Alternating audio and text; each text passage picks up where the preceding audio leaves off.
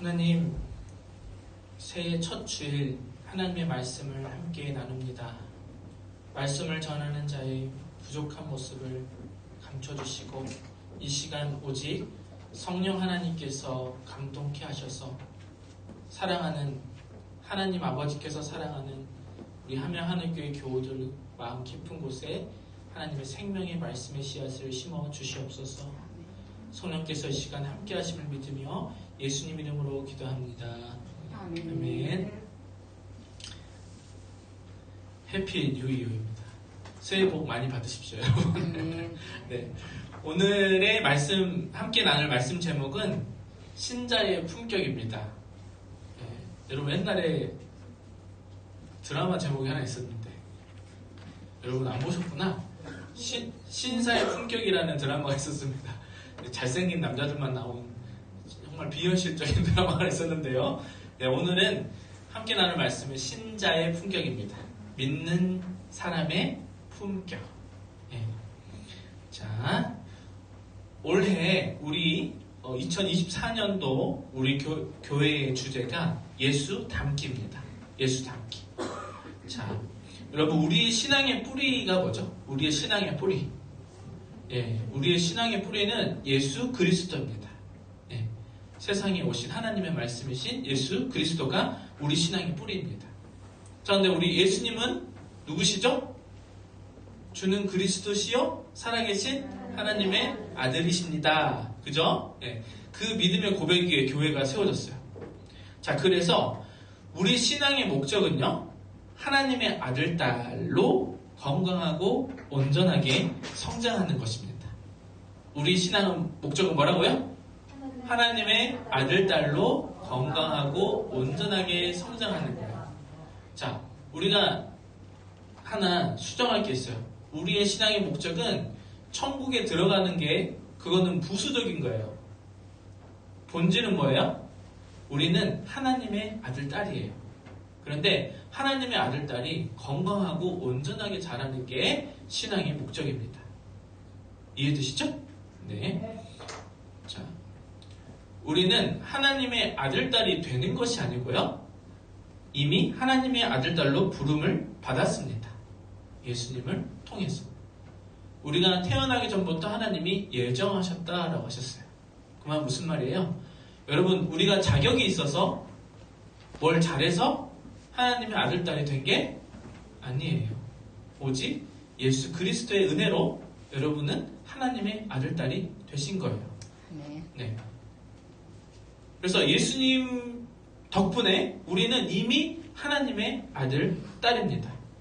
우리가 잘 외우고 있는 말씀인데 우리 예배가 전부 다 세번역 성경으로 바뀌었거든요. 한번 같이 읽어보겠습니다. 그러나 그를 맞아들인 사람들 곧 그 이름을 믿는 사람들에게는 하나님의 자녀가 되는 특권을 주셨다. 여러분들이 아마 암송하고 있을 거예요. 영접하는 자, 곧 그 이름을 믿는 자들에게는 하나님의 자녀가 되는 권세를 주셨다. 그 말씀이 이겁니다. 하나님의 자녀가 되는 특권을 주셨대요. 자, 여러분, 예수님을 여러분의 주로 고백하십니까? 아멘. 용성씨 고백하십니까? 아멘. 네. 여러분은 하나님의 아들이고 하나님의 딸입니다. 되는 게 아니고 점점 되는 게 아니고 이미 하나님의 아들과 딸입니다. 그리고 예수님은 우리를 하나님의 아들과 딸로 만들러 오신 예수님은 우리에게 뭐라고 말씀하시냐면 너희는 세상의 빛과 소금이다 라고 말씀하십니다. 잘못 났습니다. 마태복음인데요. 네. 너희는 세상의 빛과 소금이다 라고 말씀하셨어요. 무슨 말이냐? 여러분 보고 세상의 빛과 소금이 되라가 아니고 여러분이 이미 세상의 빛과 소금이래요. 그래서 예수님 말씀하실 때 소금이 맛을 잃으면 이라고 말씀하시고 등짝불은 어디다 감춰놓는 게 아니고 위에 올려놓는다 라고 말씀하시는 거예요. 여러분은 그러한 존재입니다. 굉장히 귀하죠? 네. 그래서 여러분 한번 같이 읽어보겠습니다. 자, 가슴에 손을 얹고 이렇게 시작. 나는 하나님의 딸은 딸이라고 해야죠. 아들이 되셨네. 자, 아들들은 아들이라고 하고 딸은 딸이라고 해요. 하늘이랑 나라도 우리 리라도 같이 해보자. 다 같이. 자, 손 올리고 나는 시작. 나는 하나님의 네, 자, 그 다음에 옆 사람을 보면서 당신은 하나님의 아들입니다. 아들입니다. 어? 딸입니다. 네, 성별을 바꾸시면 안 돼요. 자, 네, 다들 하셨어요? 옆 사람들한테? 네, 용숙씨 하나님의 아들입니다. 하나님의 아들이에요. 자, 이게 굉장히 중요해요. 자, 하나님의 자녀의 정체성이 중요해요. 여러분, 우리 그 이야기 알죠? 미혼오리 새끼 이야기 알죠? 백조였는데 자기가 오랜 줄을 착각하고 살았던 거예요. 네. 자, 우리는 하나님의 아들, 딸이에요. 여러분 스스로 나는 하나님의 아들이다, 딸이다 라고 하는 인식을 갖고 사셔야 돼요. 안 그러면 우리가 미운오리 새끼처럼 사는 거예요, 세상에서. 그죠? 중요하죠, 굉장히. 자, 그런데 오늘은 주님 수세주일, 그리고 주연절 첫 번째 주일이고 그 다음에 신년 주일입니다. 자, 우리 소원이가 주연절이 뭐냐고 물어봤대요. 주현절이란 뭐냐면 주님께서 나타나신다 라고 하는 한자로 주현.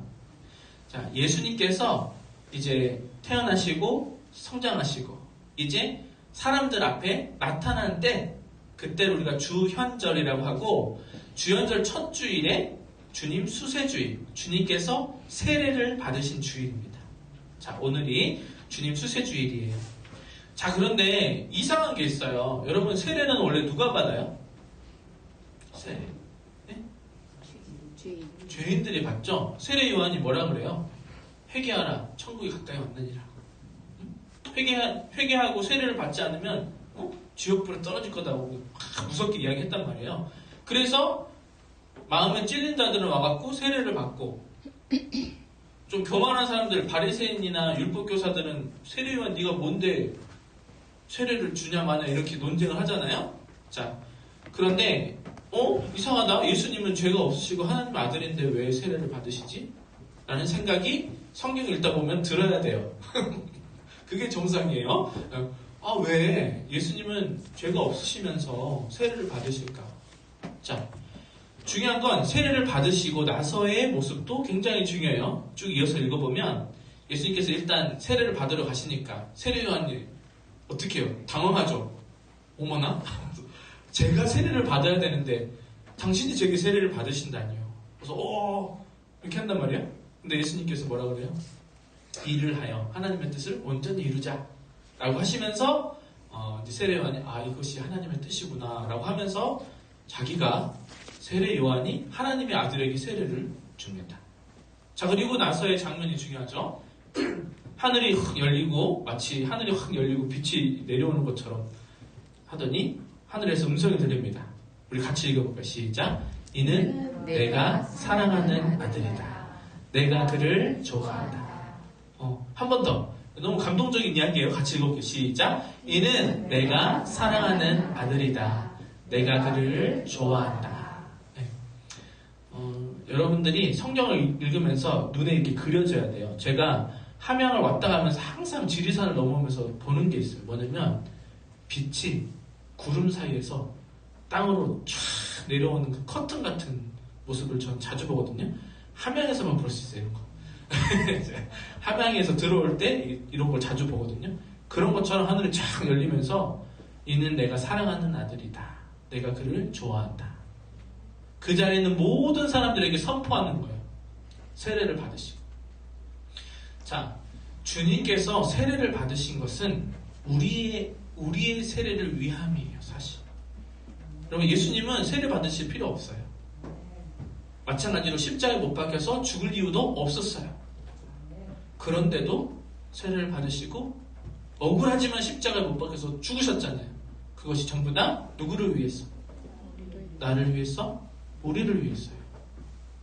주님이 세례를 받으셔서 우리도 하나님의 아들, 딸로서 세상에 선포되는 거예요. 그래서 여러분, 세례는 굉장히 중요한 예식입니다. 여러분, 성년식 요즘엔 이제 성년식 잘 안 하잖아요. 막 장미 주고 이런 거 잘 안 하잖아요. 근데 여러분 성년식을 왜 해요? 성년식을 왜 하나요? 뭐 물론 재밌어서 하기도 하지만 이제 네가 성인이야 라고 하는 것을 깨닫게 해주는 거죠. 예, 그런 거 안 해도 돼요. 왜냐면은 몸은 그냥 크잖아요.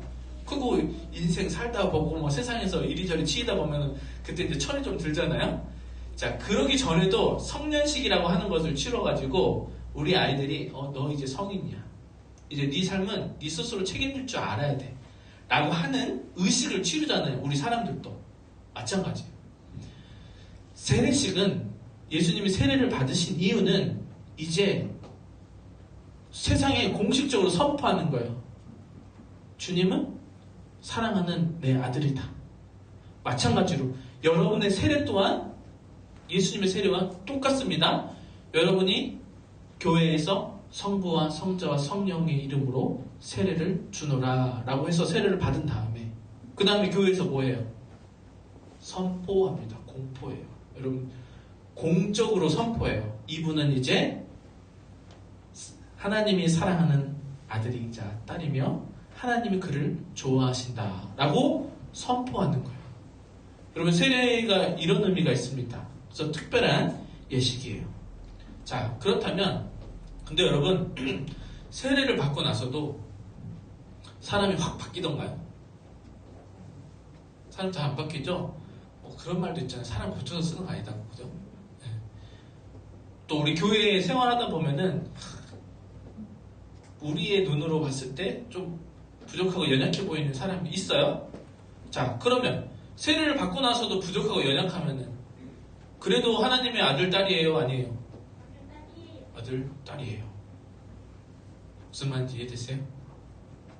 내 눈에 부족해 보여도 저 사람은 하나님의 아들, 딸이에요. 세례를 받으면 하나님이 공포하시는 거야. 너희들 눈에 우리 애들이 부족해 보여도 있는 내 사랑하는 아들이다. 내가 그를 좋아한다. 하나님이 좋아한다고 탁 찍으셨는데 우리가 미워할 수 있어 없어요? 미워할 수야 있겠지만 그 미워함이 조금 약간 죄송하죠? 네. 그래서 굉장히 이게 중요합니다.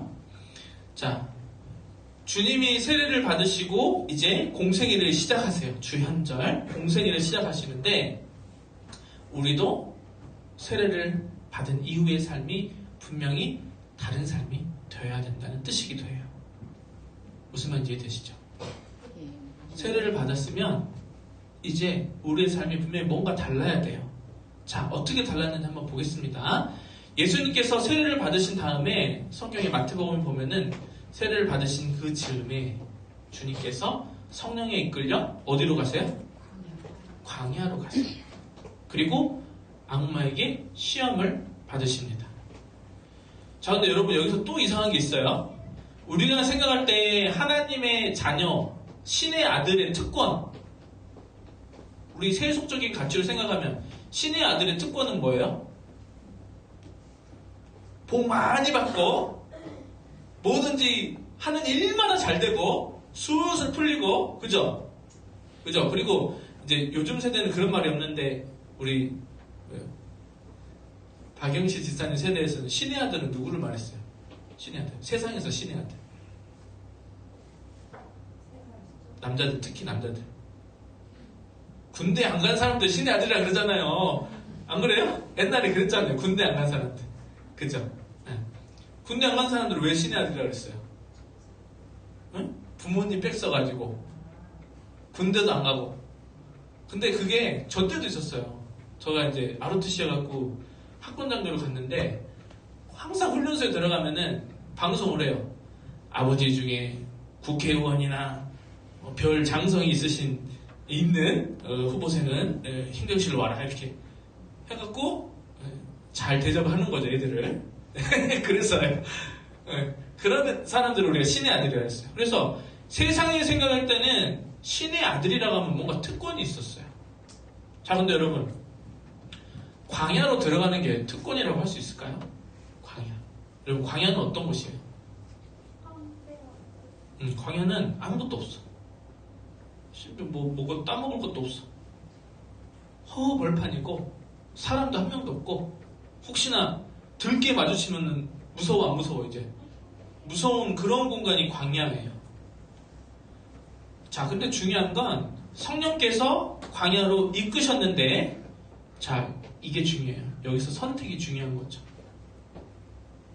예수님이 성령께서 광야로 이끄셨을 때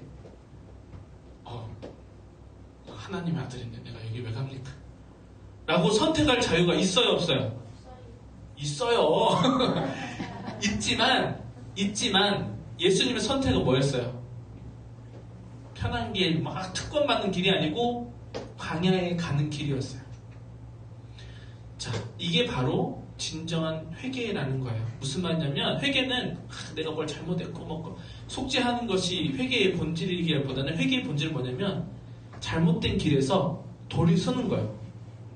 세상이 추구하는 길에서 하나님 나라의 길로 돌아서는 거예요. 이거를 우리가 회개의 본 뜻이에요. 예수님의 선택은 우리의 회개를 상징해요.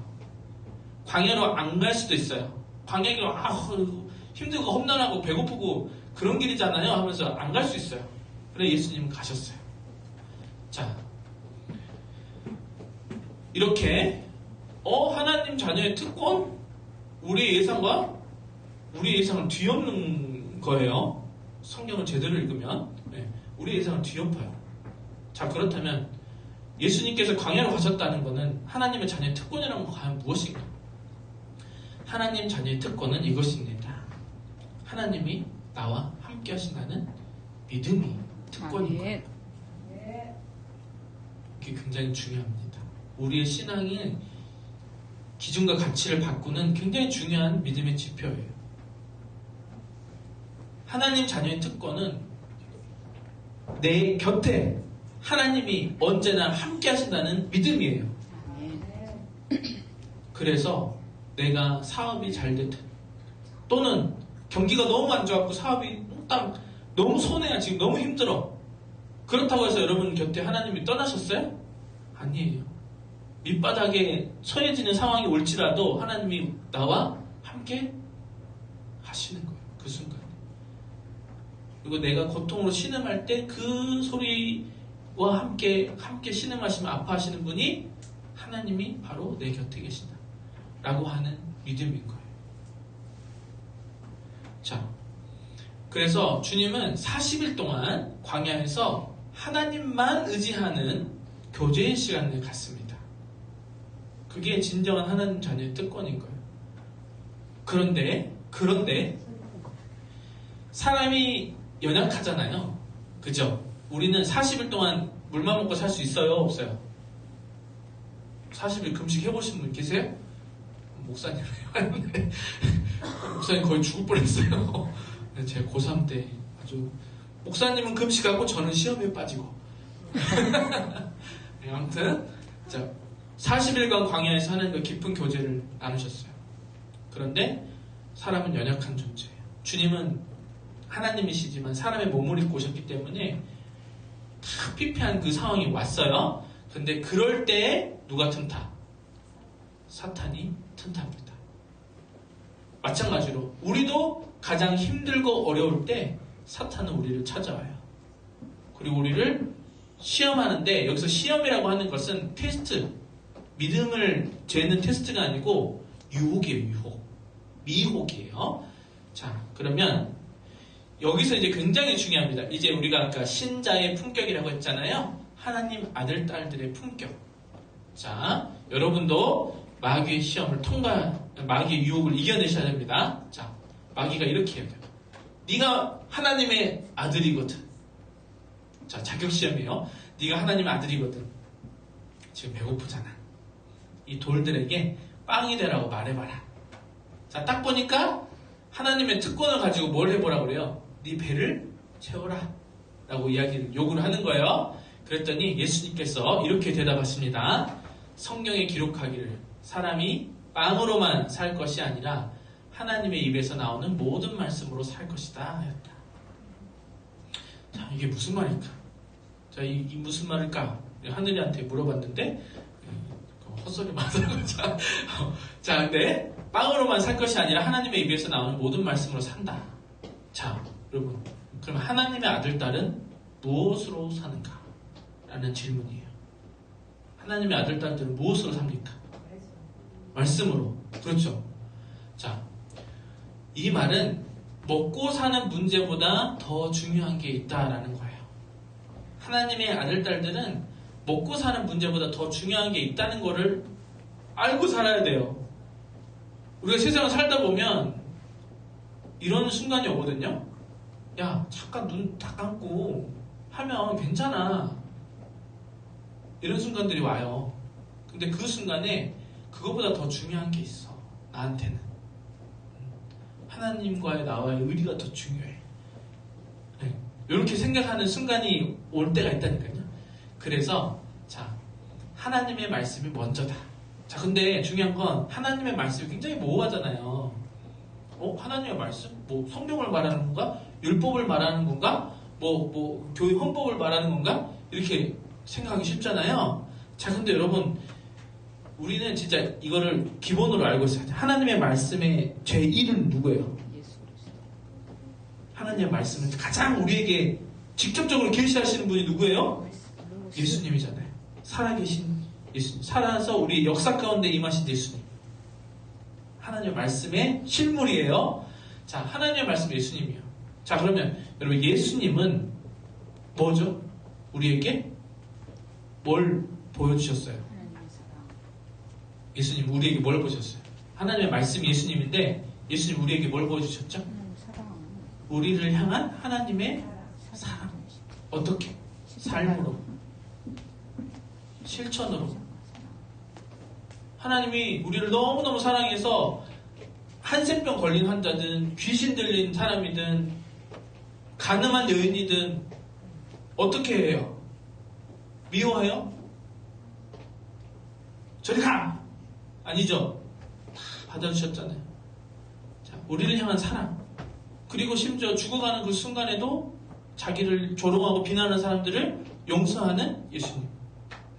자, 그래서 하나님의 말씀이 먼저다라는 말은 무슨 말이냐면요.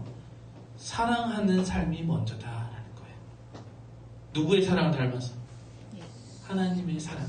예수님의 사랑을 닮아서 먹고 사는 문제보다 뭐가 먼저? 사랑하는 삶이 먼저다라는 거예요. 자, 먹고 사는 문제보다 온전한 사랑을 하는 삶이 먼저다라는 거예요.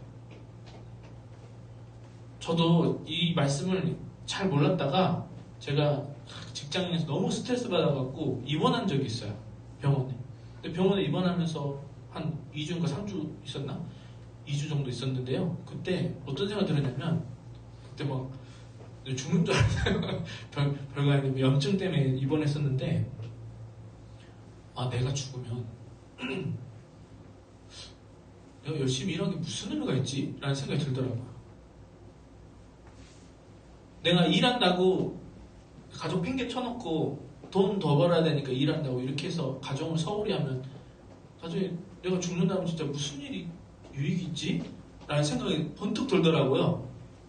그래서 제 자신도 잘 관리를 하겠지만 일보다는 애들한테 더 애들과 우리 가족들을 더 사랑해야겠다는 마음이 그때 들었어요. 그때 좀 충격적 호흡을 받고 바뀌어야 되는 게 아직도 좀 덜 바뀔 것 같아요. 근데 어쨌든 여러분 사랑하는 삶이 먼저예요. 제가 예를 부자 의사와 아들 이야기를 제가 써놨는데 이건 실제 이야기예요. 전주 이야기하면 좀 그런데 전주에 엄청난 부자 의사가 있어요. 건물 빌딩이 몇 개야. 근데 그분이 어렸을 때 가정이 너무 어려웠대요.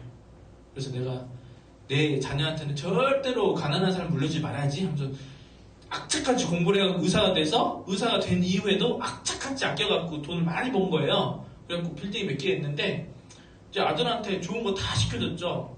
뭐 특목고도 보내고 특목고 가고 의대 가야 되는데 공부가 잘 안 된다고 하니까 아들이 저 그냥 집을 하나 공부만 할 수 있는 집을 하나 만들어야 주라고 그래갖고 타워 팰리스에다가 집을 하나 구해줘갖고 거기 가서 공부하는 그렇게 아들한테 해줬거든요. 근데 이 아빠가 고등학교 때부터 이 아들하고 식사 한 끼를 안 해봤어. 오늘 엄마 생일이니까 아들 엄마 생일이니까 같이 밥 한번 먹을까? 아빠 곧 시험이야. 시험이야 그러면은 아빠가 안 불러. 그래 공부해야지. 그래갖고 실제로 진짜로 미국의 명문 의대에 차석으로 들어갔어요. 근데도 지금까지도 아들하고 밥 한 끼를 못 먹는 사이가 됐어요. 네, 그런 이야기가 있습니다. 자, 근데 하나 더. 여러분, 사랑하는 사람이 먼저다고 했잖아요. 자, 이거는 우리 개인적인 이야기도 하지만, 우리 세상이 너무 악해서, 구조적으로, 우리 사회 구조적으로 우리가 서로 사랑하지 못하게 만드는 세상이에요, 지금. 무슨 말이냐?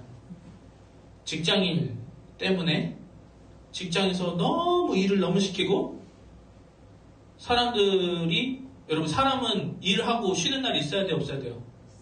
있어야 되죠. 하나님의 창조의 섭리예요. 사람은 반드시 일을 하면 쉬어야 돼요.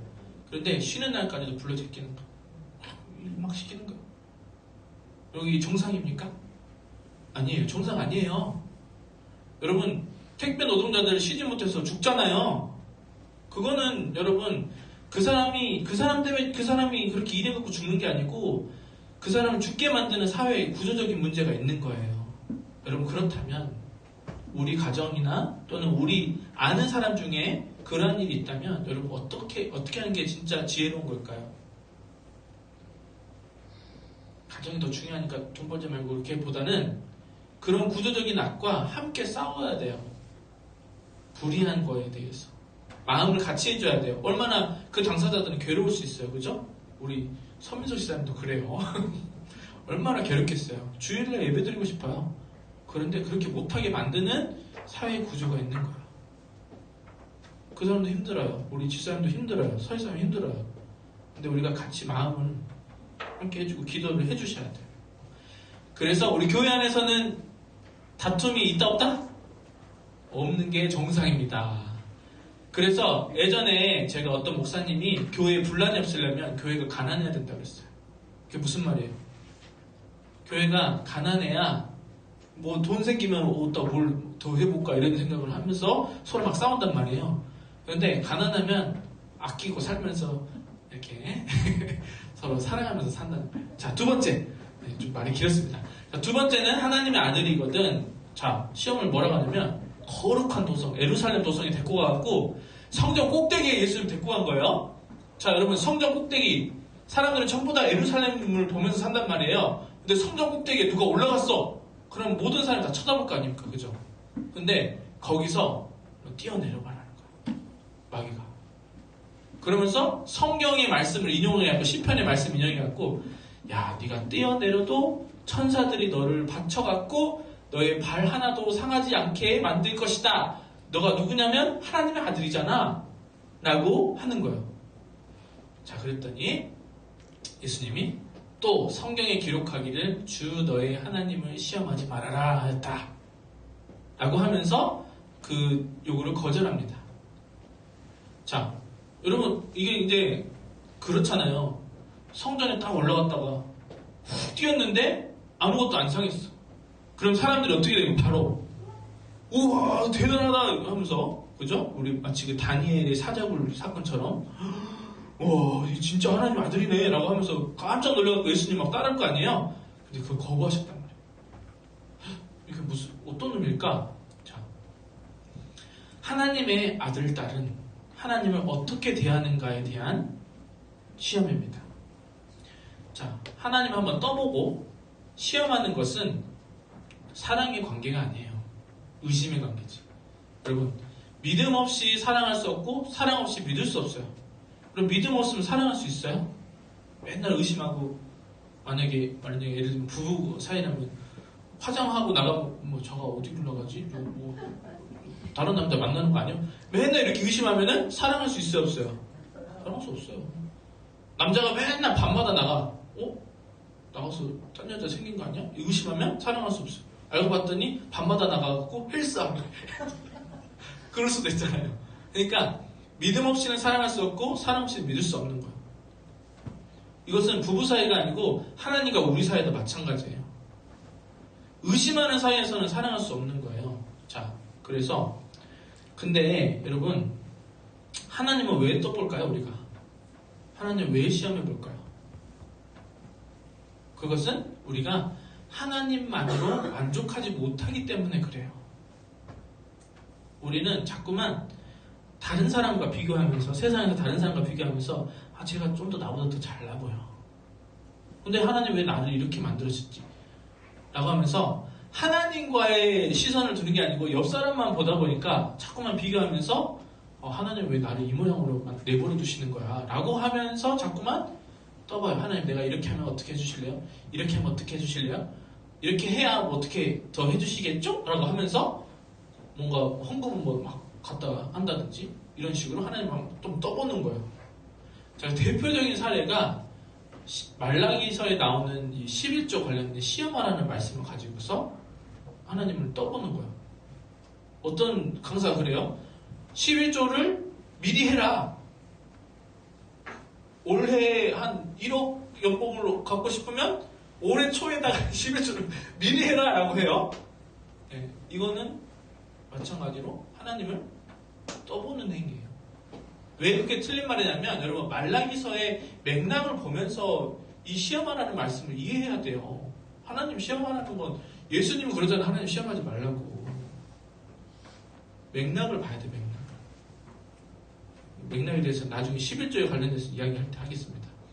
자, 그래서 여러분 이 두 번째 시험은 우리가 무엇을 의지하는가에 대해서 묻는 거예요. 여러분의 진짜 중요한 여러분이 삶을 의지하는 것이 하나님입니까? 돈입니까? 여기서 여러분 선택을 잘 하셔야 돼요. 예수님은 시험하지 마라. 나는 돈이나 명예보다 하나님과의 관계, 하나님과의 온전한 믿음이 더 중요하다라는 것을 분명히 선언하는 것이었습니다. 세 번째, 마지막입니다. 예수님을 데리고 환상처럼 세상의 모든 영광을 쫙 보여준 다음에 자, 네가 나한테 절을 딱 한 번만 하면은 내가 이 모든 것을 너한테 줄게 라고 악마가 이렇게 이야기해요. 자, 그런데 예수님이 사탄아 물러가라. 성경에 기록하기를 주 너의 하나님께 경배하고 그분을 섬겨라 라고 말씀합니다.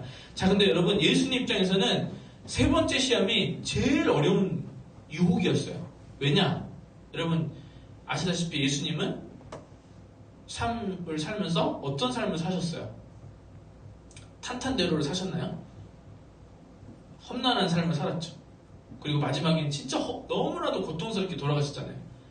자, 그러한 고통 하나도 안 겪고 그냥 마귀가 나한테 절 딱 한 번 하면은 내가 더 이상 세상 사람들 막 유혹하고 미혹하고 세상 하나님에서 떠나지 않게 할 테니까 한 번만 절해 라고 한 거예요. 자, 근데 예수님이 그런 삶을 택하지 않으셨어요. 쉬운 거를 택하지 않으셨어요. 자, 무슨 말이냐? 자, 보면은 악의 착각이 있어요. 악마의 착각, 사탄의 착각이 있어요. 세상의 권세와 영광이 모두 자기 것이라고 착각을 해요. 자, 근데 여러분, 실제 우리가 세상을 보면은 그래 보이죠? 안 그래요? 여러분이 맘만 먹고 나쁜 맘 먹으면 여러분 금방 돈 벌 수 있어요. 보이스피싱 사람 목소리 연기 좀만 하면은 어때요? 돈 확 벌고 해외로 도망가면 되잖아요. 제가 너무 교회에서 상스러운 말을 합니까? 진짜예요, 여러분. 나쁜 맘 먹고 나쁘게 돈 벌려면 금방 벌을 수 있어요. 돈 벌 수 있어요. 근데 여러분 그렇게 안 하잖아요. 왜 그렇게 안 해요? 나쁜 거는 알잖아요. 근데 여러분 악마의 방법으로 하면, 악한 방법으로 하면 얼마든지 여러분 사회에서 사람들이 인정하는 그 의리의리한 것들 다 누릴 수 있어요. 그런데 그런 거를 하지 않는 거죠. 왜냐? 우리는 세상의 모든 영광과 권세의 주인이 하나님 아버지라는 걸 알기 때문에. 자, 그래서 마지막입니다. 정리하겠습니다. 자, 신자의 품격, 하나님 아들, 딸로서의 품격을 가지고 우리 살아가자. 그래서 예수님을 닮아가는 삶이 가장 중요하고, 여러분 지금은 악이 승리하는 것처럼 보여도 궁극적으로는 누가 승리해요? 예수 그리스도가 승리합니다. 주님을 따르는 사람들이 궁극적으로 승리하는 거예요. 하나님 나라에 가서 내가 세상에서 이렇게 힘들었어요. 울면은 하나님이 눈물을 닦아주는 게 우리 신자의 삶이에요. 네. 자, 사랑과 공의 하나님을 향한 순전한 믿음. 우리 하나님은 사랑의 하나님이시고 공평하신 하나님이다라고 하는 순전한 믿음이 가장 중요하고, 그 다음에 하나님이 우리의 삶의 필요를 가장 잘 아시고 우리 문제를 우리가 해결할 수 있도록 힘과 용기와 지혜를 주시는 분이라는 믿음이 필요합니다.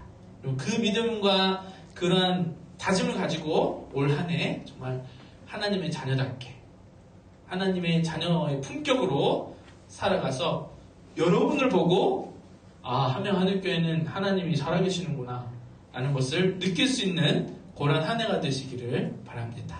네, 제가 기도하겠습니다.